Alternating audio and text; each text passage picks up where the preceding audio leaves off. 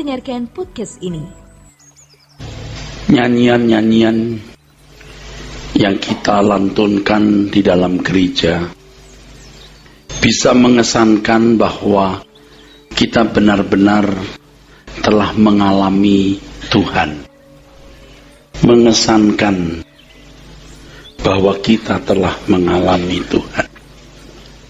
Tetapi sesungguhnya mengalami Tuhan itu bukan sesuatu yang sederhana. Bukan sesuatu yang mudah, saudaraku. Tanpa kita sadari, saudara, tanpa disadari banyak orang, mereka melihat cerita-cerita Alkitab itu seperti museum. Alkitab itu seperti sebuah museum. Kalau kita datang ke museum atau orang pergi ke museum, banyak peninggalan-peninggalan masa lalu yang merupakan goresan sejarah yang pernah terjadi, ya, puluhan, ratusan, sampai ribuan tahun. Dan orang-orang yang datang ke museum tidak sungguh-sungguh mau, tidak berharap akan mengalami apa yang orang-orang itu alami, saudara. Karena memang sudah berlalu dan tidak akan pernah terulang. Berbeda dengan Alkitab, saudara. Apa yang dituliskan di dalam Alkitab, yaitu tindakan dan perbuatan Tuhan semesta alam yang hidup, yang tidak berubah. Tuhan yang sama, yang sekarang ini aktif memerintah jagat raya, yang juga memang hadir dalam kehidupan manusia, di mana manusia harus mengalaminya. Harus mengalaminya.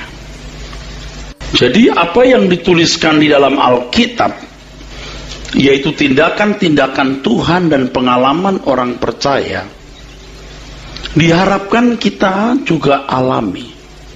Atau kalimat yang tepat, seharusnya kita juga alami. Jadi bukan seperti museum tadi, yang orang datang ke museum tidak berharap mengalaminya. Tetapi kita harus berharap mengalaminya. Kita harus berjuang mengalaminya. Oleh sebab itu kita harus menjembatani, saudara, antara pengakuan-pengakuan percaya kita atas Tuhan yang hidup, pernyataan-pernyataan kita lewat lagu-lagu yang mengesankan kita telah mengalami Tuhan itu. Kita harus sungguh-sungguh mengalaminya. Dan ini bukan sesuatu yang mudah, saudaraku. Bukan sesuatu yang mudah. Saya kira saudara dan saya mengerti apa artinya berfantasi, ya. Saya mengerti sekali karena memang saya orang yang bergerak di bidang itu, artinya bergerak di bidang kegerejaan, ketuhanan, ya. Kita sering betah ada dalam fantasi saja mengenai Tuhan, mengenai Allah. Tetapi kita tidak sungguh-sungguh mengalami Tuhan, saudara. Padahal untuk menjembatani apa yang ditulis dalam Alkitab yang seharusnya dialami orang percaya dan sungguh-sungguh kita alami hari ini, itu perlu perjuangan. Itu perlu perjuangan. Saya berharap kita yang belajar Alkitab, para teolog, pendeta, apa yang kita baca dalam Alkitab, apa yang kita yakini, mestinya kita juga alami secara konkret, saudara. Nah, di sini sebenarnya dibutuhkan kedewasaan, ketekunan untuk bisa mengalami Tuhan. Ini bukan sesuatu yang sederhana, sebab banyak orang yang merasa sudah cukup dengan pengertiannya tentang Tuhan yang diucapkan, dinyanyikan, mengesankan dia sungguh-sungguh sudah mengalami. Dan itu dianggap sebagai standar bertuhan itu seperti itu. Padahal Tuhan itu hidup, Tuhan itu nyata, Tuhan itu real, dan harus sungguh-sungguh dialami, saudara. Saya bertahun-tahun menjadi pendeta, juga pengajar sekolah Alkitab, yang dunia hari-harinya adalah ketuhanan agama itu, saudara. Saya mengerti bagaimana perasaan puas dengan pengetahuan tentang Tuhan tanpa mengalaminya, atau dengan pengalaman yang sangat minim. Itu naif, saudara, dangkal. Sekarang dunia tambah begini, saudara. Tidak ada lagi yang kita cari lebih dari Tuhan. Katakan amin. Saya mengajak kita semua serius. Oleh sebab itu, hal datang ke gereja seperti malam ini ya harus sesuatu yang kita anggap sangat penting, lebih penting dari segalanya. Karena inilah yang memperlengkapi kita dalam memburu Tuhan untuk bisa mengalaminya. Kita baca dulu Matius pasal 5 ayat yang ke-6, saudara. Matius pasal yang ke-5 ayat yang ke-6. Matius 5 ayat 6. Berbahagialah orang yang lapar dan haus akan kebenaran, karena mereka akan dipuaskan. Tentu kebenaran di sini bukan hanya menyangkut pengetahuan tentang apa yang benar, tetapi pengetahuan yang benar yang sungguh-sungguh membuat kita mengenal Tuhan dan mengalaminya. Tidak mungkin kita bisa mengalami Allah yang benar tanpa mengenal Allah yang benar itu. Bapak Ibu, saudaraku sekalian, saya mengajak Bapak Ibu untuk merenungkan perjuangan orang beriman yang menjadi teladan contoh iman kita, saudara. Yang pertama, Abraham. Tak habis-habisnya kita selalu menyebut sosok ini, saudara. Abraham disuruh keluar dari Ur Kasdim, dia keluar. 25 tahun dia menunggu anaknya lahir. Jadi selama puluhan tahun itu sepi. Tuhan seakan-akan lenyap. Betapa misterinya Tuhan itu, saudara. Jadi begini, saudara. Dulu saya memandang Tuhan itu mudah ditangkap. Jadi saya bicara tentang Tuhan begono begini, dan mengesankan saya sudah mengalami. Tapi ketika saya sungguh-sungguh mau mengalami, saya berjuang untuk bisa mengalami Tuhan. Tuhan seperti melarikan diri. Tuhan mulai menunjukkan misterinya.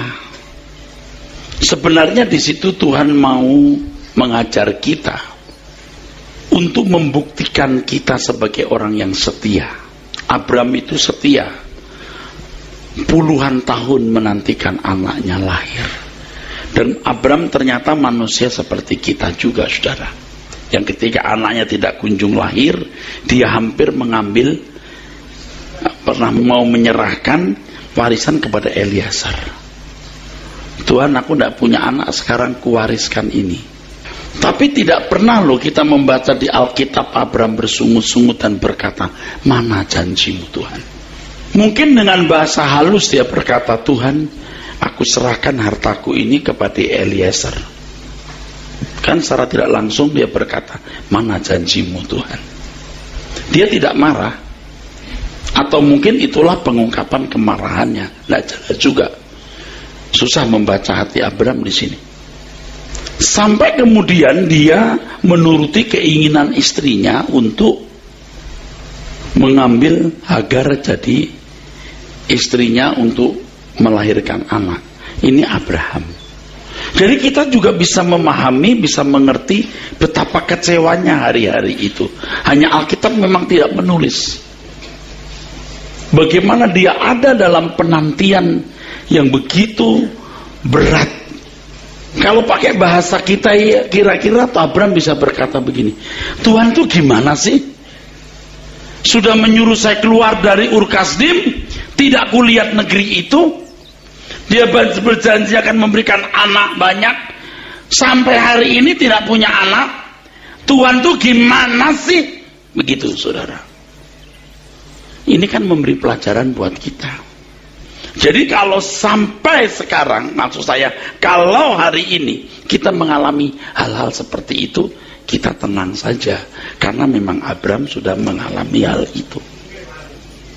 Tapi ini bagi yang mencari Tuhan.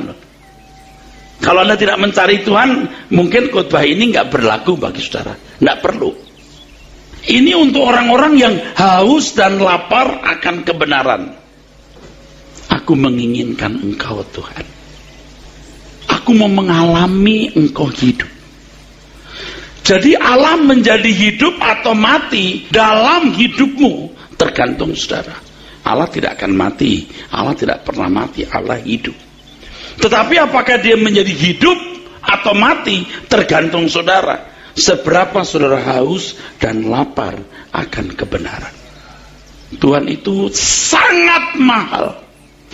Sangat mulia. Sebenarnya saudara, kalau kita punya sesuatu ya, apapun yang kita miliki sebanyak ini ya saudara, itu tidak cukup saudara, tidak sebanding dengan Tuhan, dengan Allah.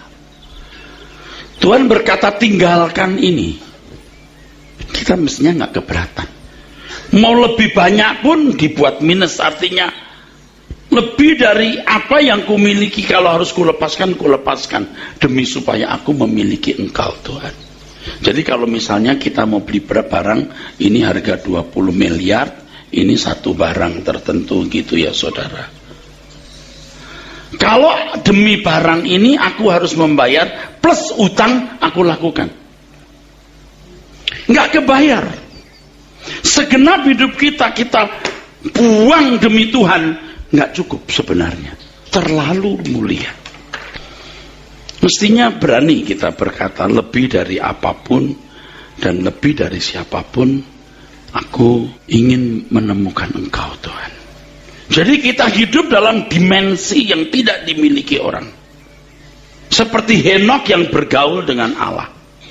Dan itu pasti pengalamannya luar biasa dan tidak terbaca oleh orang. Saudara yang datang hari Selasa sudah bisa saya ajak bicara begini saudara. Mestinya hari Minggu juga bisa. Saya itu cuman khawatir ya, dan faktanya memang ada. Sepulang dari gereja ini semua juga lupa. Orang kalau merindukan Tuhan, haus dan lapar akan Dia, saudaraku, itu kayak orang sakit loh. Kalau belum dapat, belum mengalami, terus dia nyari. Nah kalau orang kehausannya akan perkara dunia, apakah itu barang, apakah itu benda, apakah itu kehormatan, ya dia terkubur dalam kebodohan tersebut saudara. Filipi 3 ya, kita baca saudara. Filipi 3 ayat 7. Tetapi apa yang dahulu merupakan keuntungan bagiku, sekarang kuanggap rugi karena Kristus. Terus. Malahan segala sesuatu yang kuanggap rugi, bahkan segala sesuatu kuanggap rugi, karena pengenalan akan Kristus Yesus Tuhanku lebih mulia daripada semuanya. Oleh karena Dialah aku telah melepaskan semuanya itu dan menganggapnya sampah, supaya aku memperoleh Kristus. Ya, saya tanya saudara, saudara percaya Tuhan itu ada nggak? Nggak mungkin Anda bilang tidak. Saudara yakin nggak bahwa memiliki Tuhan berarti lebih dari segalanya? Oke. Seberapa Anda sudah mencari Tuhan untuk mengalaminya? Tuhan itu sering dipandang murahan, saudaraku. Murahan. Kalau saya ya saudara, terus mencari Tuhan. Banyak pengalaman-pengalaman yang saya alami dalam hidup ya. Terutama waktu berdoa, Tuhan beri hikmat. Saya bertanya, Tuhan beri jawaban luar biasa. Tapi saya merasa kurang. Aku harus dapat lebih dari itu. Maksudnya apa Pak? Senyata dokter yang bisa memberi aku nasihat medis. Senyata pengacara yang bisa memberikan aku nasihat secara hukum. Senyata sahabat yang bisa kuajak interaksi. Senyata pasangan hidup yang bisa mengisi hatiku. Senyata itu pula Tuhan. Nah ketika kita sudah mulai memiliki langkah-langkah seperti itu, Justru Tuhan seperti menghindar. Ajaib ya saudara. Konsep-konsep kita yang lama itu mulai ditata. Kita anggap Tuhan gampang kan? Ternyata Tuhan nggak gampang. Menurut yang saya pahami ya, Tuhan itu nggak murahan, walaupun maha murah. Nggak bisa dibuat gampangan, saudara. Mungkin juga saya bisa jadi sombong kalau mengalami terlalu banyak, belum waktunya. Atau memang saya juga belum betul-betul agung, yang seperti keagungan Dia, sehingga saya harus belajar untuk menjadi lebih agung. Tapi yang kedua ini kayaknya besar ya. Saya harus punya karakter mental anak Allah untuk bisa seimbang dengan Tuhan, bisa mengimbangi keagungan pribadinya. Saya harus mencapai tingkat-tingkat kesucian yang bisa mengimbangi kesucian Tuhan. Kan kita menjadi mempelai Tuhan, menjadi anak Allah supaya bisa bersekutu itu bukan hanya imajinasi, bukan hanya fantasi, saudara, tapi realitas. Memang pada saat-saat dimana seakan-akan Tuhan tidak ada, kita tidak merasa Tuhan tidak ada, tetap di dalam satu persekutuan dengan Tuhan. Di situ karena kita mengerti kehendaknya. Kita sedang berjalan dalam kehendak dan rencana Tuhan. Seperti orang-orang Kristen pada abad mula-mula, ketika mereka ditangkap, mereka dianiaya, mereka dibunuh, seakan-akan Tuhan tidak hadir. Mereka menghayati kehadiran itu, dan mereka tahu memang begitu tuh loh maksudnya Tuhan, memang maunya Tuhan, mereka harus menderita seperti itu. Jalani saja. Saya tidak mengatakan kalau kita bergaul dengan Allah mesti setiap hari ada bisik-bisik, ngomong-ngomong, terus merinding-merinding. Enggak. Kalau ada saat-saat dimana seakan-akan Tuhan tidak ada, Tuhan akan pasti selalu ada. Roh Kudus pasti hadir dalam hidup kita, ada di dalam diri kita. Kalau seakan-akan tidak ada tanda-tanda lahiriah, nggak masalah buat kita. Yang penting kita mengerti kita sedang ada dalam rencana dan kehendak Allah.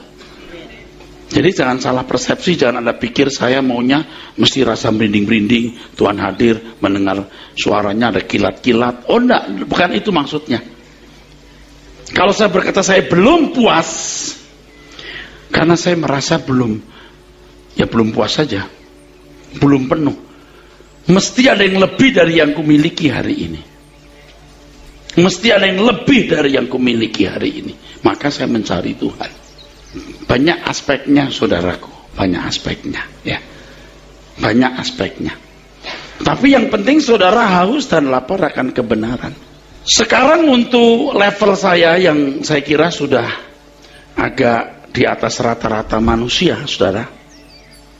Saya masih begini, apalagi saudara. Saya khawatir saudara belum menemukan Tuhan dengan benar. Apalagi saudara yang masih hidup dalam dosa. Saudara yang masih hidup dalam dosa, saudara tidak akan dikenal Tuhan. Allah itu maha kudus. Allah itu maha suci. Kuduslah kamu sebab aku kudus. Apa yang ditulis dalam Alkitab itu bukan ditulis hanya untuk dipelajari di dalam pikiran lalu orang bisa bicara-bicara, saudaraku. Tetapi ditulis untuk dialami.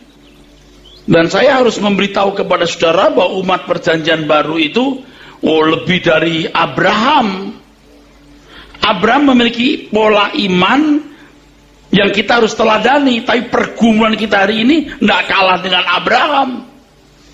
Pergumulan yang hebat di tengah-tengah dunia yang jahat. Kita harus mempertahankan integritas sebagai anak Allah, kehidupan yang berkenan kepada Tuhan, dan menjalankan pekerjaannya, yaitu bagaimana kita sendiri menjadi anak Tuhan yang tidak bercacat, tidak bercela, anak Tuhan yang menjadi corpus delicti dan menolong orang menjadi corpus delicti. Kalau kita punya umur 200 tahun dan selama 200 tahun itu kita menjalankan satu pekerjaan Tuhan, mungkin nggak selesai. Apalagi cuma 70 tahun. Kita punya waktu 24 jam, seandainya 48 per hari kita mengerjakan pekerjaan Bapa, pasti belum selesai karena banyak sekali. Tapi banyak orang tidak melihat beban yang begitu besar yang harus menyita segenap hidup kita. Ini paralel dengan yang saya katakan tadi soal mencari Tuhan.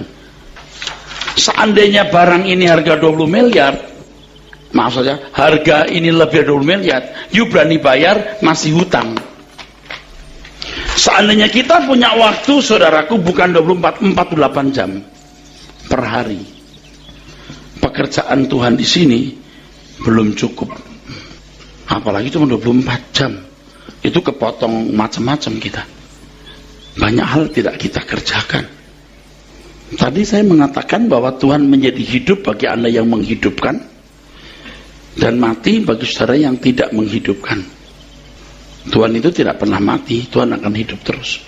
Tapi bagaimana Tuhan hidup dalam hidup kita, menjadi nyata dalam hidup kita, tergantung kita, saudara. Tergantung kita. Ini nggak bisa digambar yang satu ini.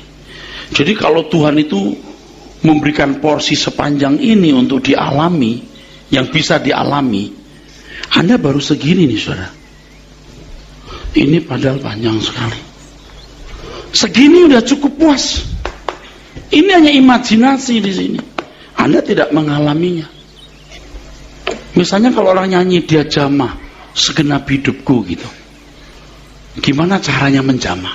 Keubah ratapku jadi tarian. Nari doang, nari cuma di gereja. 15 menit nari. Apakah perubahannya cuma itu saja? Fantasi kan? Seperti yang saya kemukakan beberapa waktu yang lalu, seperti kalau saudara nyanyi, hari-hari telah kulalui bersamamu Tuhan, ku rasa bahagia. Itu rata-rata bohong. Anda nggak bersama Tuhan, Anda bersama uang, tontonan, dan fasilitas. Yang saya ngomong bener nggak? Semua harus jadi pudar.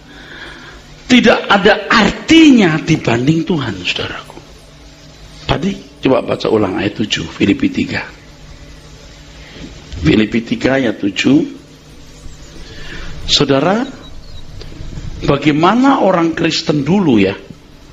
Wah, luar biasa. Berani mempercayai Tuhan dalam situasi yang serba tidak menentu. Saya juga membayangkan Abraham yang luar biasa.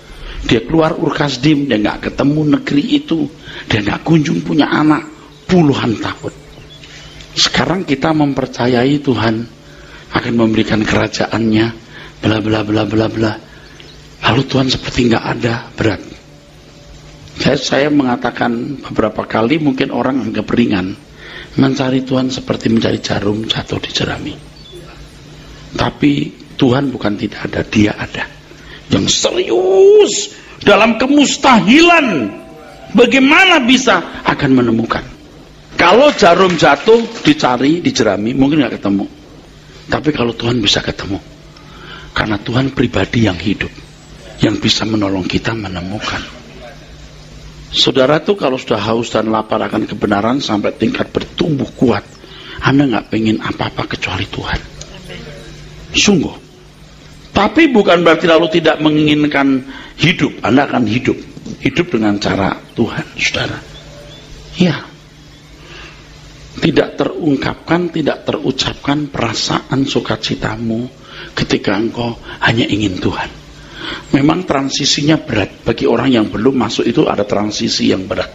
Anda seperti kesepian, hidup jadi aneh. Apalagi waktu iman kita lemah, atau lemah. Aduh, gua ini mau cari apa ya? Apalagi pada waktu kita kebingungan. Tuhan sering seperti melepaskan kita. Seperti Abraham kan? Kok gak punya anak ya? Akhirnya ada Eliezer jadi penerus warisan. Atau dia ambil Hagar. Itu semua kesalahan loh. Tapi kita melihat manusiawinya Abraham. Saudara harus menemukan Tuhan. Dan orang yang menemukan Tuhan itu beda.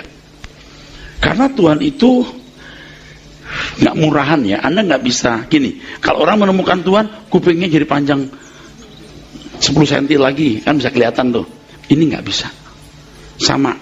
Baru hidup tiap harinya baru kebaca. Kalau bergaul dengan orang ini baru tahu dia beda. Tapi kalau cuman lihat skelet sama. Tuhan tuh nggak murahan, saudaraku. Saya tuh kadang-kadang pengen ngomong keras tapi salah ya. Saya mau ngomong gini loh, kalau you nggak serius sudah jangan ke gereja deh. Capek kita, betul nggak? Kita sewa gedung 2 lantai, waduh mahalnya. Tapi udah terlanjur besar Rehoboth, saudara. Jadi ya udah deh. Kita udah masuk sistem, ya beginilah sistem. Ini kan kita sudah terlanjur masuk di sistem, saudara. Mestinya kan yang ideal begini, jemaat mulai 12 orang, 12 dilatih bagus, lalu mecah, dia ngajari orang, terus itu yang Tuhan katakan buahmu tetap. Selain berarti itu karakter ilahi, orang-orang yang bisa kau bawa bisa sekarakter dengan Tuhan, karakter ilahi. Jangan nyari apa-apa dari pagi bangun pagi, cari duit, ke pasar kerja, semua cuma demi supaya bisa menemukan Tuhan. Itu demi itu, bukan demi bisa beli rumah. Nomor 2 rumah. Kalau butuh perlu beli, kalau enggak usah mikir. Makanya kalau orang mikir, oh rumahku harus begini, luasnya segini, ini. Dulu saya masih begitu, saudara. Saya dulu masih begitu. Kalau berkata, Pak, kalau mirip kayak Pak Eras wajar enggak? Emang enggak wajar. Kau pikir ikut Tuhan bisa wajar? Terserah situ. Wah Pak, ini mah gila. Ini yang Tuhan Yesus ajarkan yang murni macam ini loh. Yang murni itu begini. Kayak Pak Eras paling bener.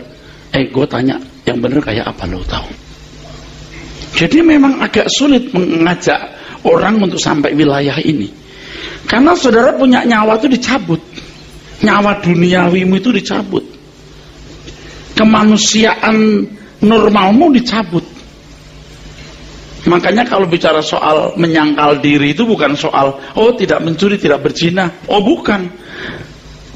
Menyangkal kemanusiaan, cara hidup, cara berpikir manusia pada umumnya. Saudara dengar ya saya ngomong ya. Tuhan bilang apa? Seperti dia mengosongkan diri, kamu mengosongkan diri. Betul nggak? Jadi saudara ya memang harus mengosongkan diri. Tidak hidup dengan cara hidup seperti anak-anak dunia. Ini bukan berarti kalau saudara jadi miskin, jadi nggak punya apa-apa. Enggak lah. Anda kerja, Anda naik mobil yang bagus boleh, pakaian bagus boleh, tapi hatimu tidak terikat di sini. Saudara kalau memandang khotbah ini nggak normal, saya itu mengerti. Tapi waktu Anda mati melihat kekekalan, betapa normalnya khotbah ini. Saudara pengen saya khotbah lebih keras dari sekarang.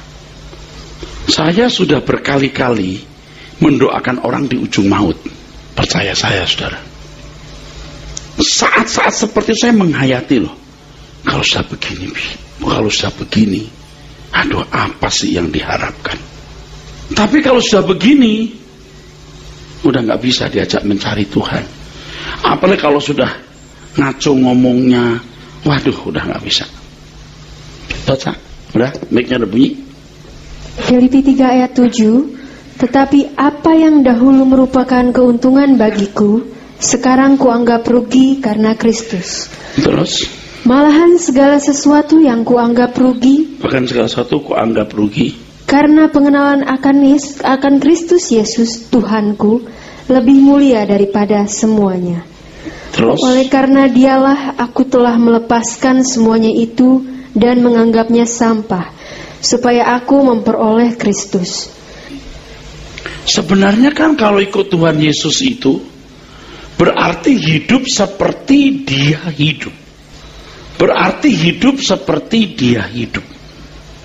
Nah, banyak orang berpikir bahwa untuk membuktikan penyertaan Tuhan dalam hidupnya, ia mengalami keajaiban-keajaiban. Jadi tidak heran kalau orang memiliki kebanggaan-kebanggaan terhadap peristiwa-peristiwa spektakuler yang dia alaminya. Sebab dengan cara itu, dengan keadaan itu, dia merasa mengalami Tuhan, saudara. Dia merasa mengalami Tuhan. Cara berpikir ini salah. Membuktikan penyertaan Allah dalam hidup kita bukanlah melalui perkara-perkara spektakuler, Kalau itu terjadi, itu belumlah atau bukanlah ukuran satu-satunya. Jadi saudara harus mengerti, ini harus cerdas ya Bapak Ibu. Ketika Tuhan Yesus membuat mujizat, saudara, karena orang-orang Yahudi kan tidak mengenal siapa pria ini, sedangkan Tuhan Yesus berkepentingan untuk menyampaikan Injil. Injil itu kuasa Allah yang menyelamatkan. Bagaimana mereka bisa mendengar Injil? Mereka harus dibawa untuk melihat mujizat. Tapi jangan karena mujizat itu, oleh sebab itu Tuhan Yesus mengatakan kepada orang-orang yang kelihatan antusias ikut Tuhan di Matius pasal yang ke-6, kamu mencari aku bukan karena melihat tanda-tanda, tapi karena kamu makan roti. Sebenarnya yang penting bukan rotinya, tandanya itu. Yang penting bukan mujizatnya, tapi tanda. Tanda itu semeion, petunjuk arah. Kamu harus tahu, hendak ku bawa kemana kamu. Itu untuk orang Israel pada zaman Tuhan Yesus. Kalau untuk orang Yahudi, Tuhan tidak bisa melepaskan orang Israel tanpa 10 tulah di Mesir. Itu keras kepalanya Firaun, dikasih 10 tulah. Jumlahnya itu luar biasa banyaknya. Anak laki-lakinya sendiri bisa 600.000. Dengan anak-anak bisa 2 juta lebih. Apalagi tahu dong orang Yahudi banyak anak. 600.000 laki-laki. Jadi sekitar 2 juta loh. Bayangkan bagaimana menghidupi orang sebanyak itu. Lagi pula mereka bangsa budak yang tidak terbiasa perang, harus ngadapin Amalek lah apa. Tapi Tuhan yang luar biasa membuat baju dan sepatu mereka tidak rusak. Betul nggak? Tak lalu jangan ikut-ikutan. Aku juga pengen punya sepatu baju nggak rusak, nggak bisa. Bagaimana Tuhan membuat keajaiban-keajaiban bagi bangsa itu? Konteksnya begitu, saudara. Lalu sekarang kita mau membuktikan penyertaan Tuhan dengan mujizat, dengan keajaiban, hal yang spektakuler. Salah. Makanya tadi saya ajak melihat bagaimana orang Kristen mula-mula, bagaimana Abraham. Kan kita harus mencontoh imannya Abraham. Lihat bagaimana orang-orang Kristen mula-mula yang seakan-akan Tuhan tidak ada, tapi mereka menerima saja karena tahu ini loh, aku di jalan yang Tuhan kehendaki, memang harus begini. Jadi kalau saudara ya sekali-kali memang nggak mendengar suara Tuhan, Tuhan seperti nggak ada, Anda juga nggak perlu gelisah. Emang tracknya begini, nggak problem. Tapi yang saya yakini setiap kali Anda berdoa, Tuhan pasti bicara. Kita itu merasa ada dalam pimpinan Roh Kudus.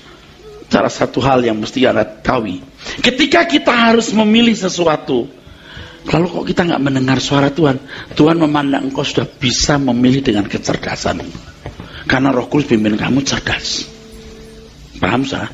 Tidak selalu belok kanan kiri, kencang kanan gerak, nggak begitu saudaraku. Nah, ada orang-orang yang berpikir bahwa untuk membuktikan Allah itu hadir, dia menunjukkan kekuatannya. Tidak. Untuk kita tidak. Bahkan kekuatan Tuhan sudah tidak terlalu kita butuhkan secara fisik. Tapi yang kita butuhkan, tuntunan Roh Kudusnya membawa kita kepada hidup yang kudus seperti Dia kudus.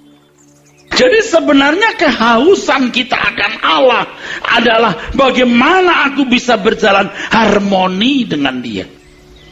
Dan saudara yang haus dan lapar akan kebenaran, saudara bisa merasakan aku sudah harmoni atau belum. Jangan coba-coba berbuat salah, jiwamu sakit. Pukulan yang berat, lebih dari kerugian sekian ratus juta atau miliar dalam bisnis. Kalau orang bisnis rugian susah hati, tapi kalau anak Tuhan yang mencari Tuhan, begitu berbuat salah, jiwanya terganggu hebat. Dia lebih baik kehilangan uang atau yang lain daripada kehilangan kesucian. Dan itu akan memberikan kekuatan untuk belajar hidup tidak bercacat, tidak bercela. Nanti seperti, maaf ya, kita bukan binatang ya, seperti taman safari yang binatangnya tidak berani ke tempat-tempat tertentu walaupun dia bisa lari ke sana. Kenapa? Dia sudah tahu di tempat itu ada strum. Dia selalu ke strum di balik, sampai gak berani lewat situ. Kita tahu itu strum. Saudara ngerti gak saya ngomong apa ya? Saudara harus sampai ke situ. Kita capek-capek melayani, sewa gedung, bikin kebaktian. Tujuannya supaya saudara mengamalkan apa yang Anda dengar di gereja ini dalam hidupmu setiap hari. Kalau besok kita kebaktian lagi, seperti seorang guru, saya bisa tanya, sudah kerjakan belum PR-nya? Ada kemajuan nggak dalam hidupmu? Kalau tidak, kita rugi. Ya, tapi kerugian memang ditanggung penumpang, saudara. Masing-masing saudara. Tetapi kan sebagai gembala saya susah. Kalau dalam Alkitab Perjanjian Lama dikesankan bahwa Allah menampilkan diri sebagai Allah yang kuat, hal itu berkenaan dengan rencana Allah membawa Israel keluar dari Mesir dengan tindakan yang begitu spektakuler, yang begitu luar biasa. Kalau Tuhan Yesus datang membuat mujizat dalam rangka karena dia harus menyatakan diri sebagai anak Allah dan mengajarkan Injil. Tapi setelah itu adanya hanya aniaya. Nah, pola Perjanjian Lama ini sering diimpor oleh orang-orang Kristen dan para pemimpinnya untuk mempromosikan kehadiran Allah. Di situ campur aduk antara mujizat yang benar atau psikologi, kesembuhan atau efek placebo. Seakan-akan kalau tidak ada tanda-tanda lahiriah seperti mujizat, penglihatan atau apapun, seakan-akan Tuhan tidak ada. Nah, kita kan mengalami, saudara. Saya bukan tidak mengalami. Sebagian saudara yang dulu pernah ikut saya ya, tumpang tangan rebah. Allah hadir. Kalau nggak rebah, nggak ada.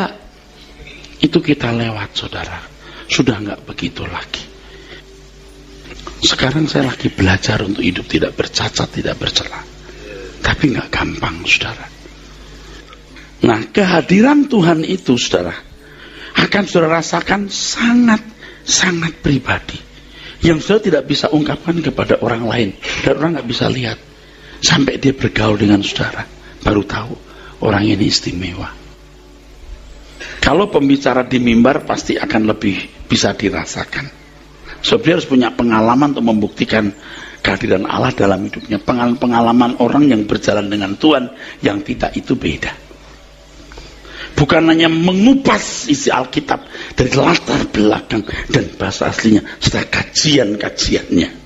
Kasihan, Tuhan cuma dibungkus dalam kajian dan dimasukkan di ruangan museum.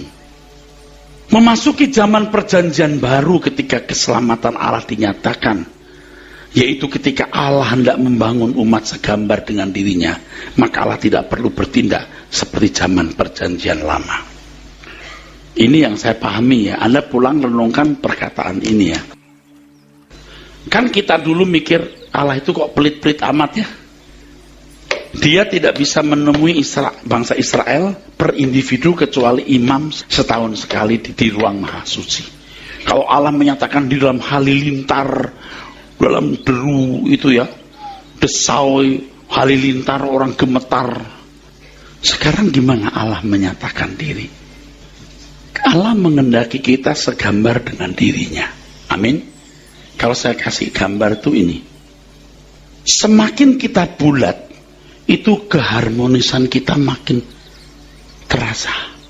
Jadi kalau di sini ini oke 90 ya, ini 80, ini 60, ini 40, ini 20 gitu misalnya.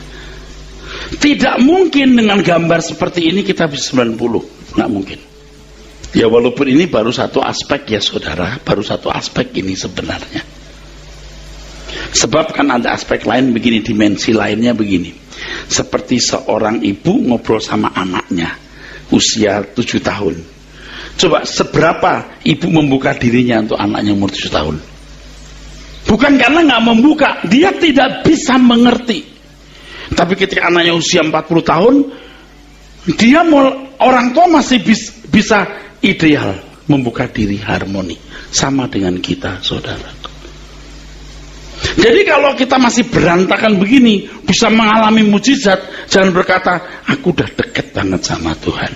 Belum 90. Mungkin justru di sini tidak ada mujizat, tapi ada keharmonisan dengan Tuhan. Makanya orang yang haus dan lapar akan kebenaran itu tidak mungkin dipisahkan dengan kerinduan untuk menjadi sempurna supaya bisa berjalan harmoni dengan Tuhan. Di dalam kebenaran itu termaktub Tuhan pribadi, kebenarannya yang membuat kita menjadi hidup tidak bercacat, tidak bercela. Anda ngerti maksud saya? Inilah cara Allah menyatakan di perjanjian baru. Jadi kalau kita punya watak berantakan lalu Tuhan, aku mau mengalami engkau, bisa. Tapi dengan kadar yang kecil, Tuhan mau kok. Bukan karena Tuhan pelit, kamu kok nggak bisa aku ajak. Harmoni nggak bisa, kamu nggak ngerti. Orang-orang yang masih duniawi itu nggak mungkin bisa seiring dengan Tuhan. Saya itu mengerti, merasakan ini kalau saya sudah masih ingin menikmati dunia, jadi gak jun dengan Tuhan. Aku tahu aku tidak membuat dia nyaman. Apalagi bikin salah, sombong atau apa, waduh capek deh, tersiksa banget. Padahal itu irama kita, irama dosa itu sudah melekat, otomatis kita salah, otomatis kita munafik, waduh ngeri sudah.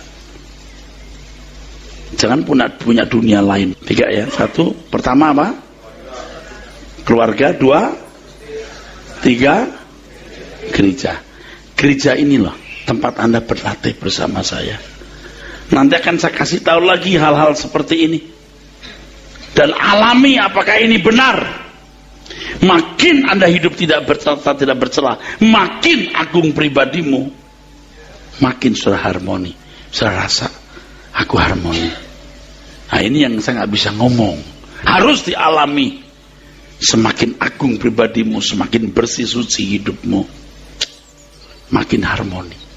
Jadi haus dan lapar akan kebenaran itu kerinduan akan Allah, kerinduan untuk bisa bersekutu secara harmoni dengan Tuhan melalui kebenaran yang kita pelajari dan kita kenakan. Amin.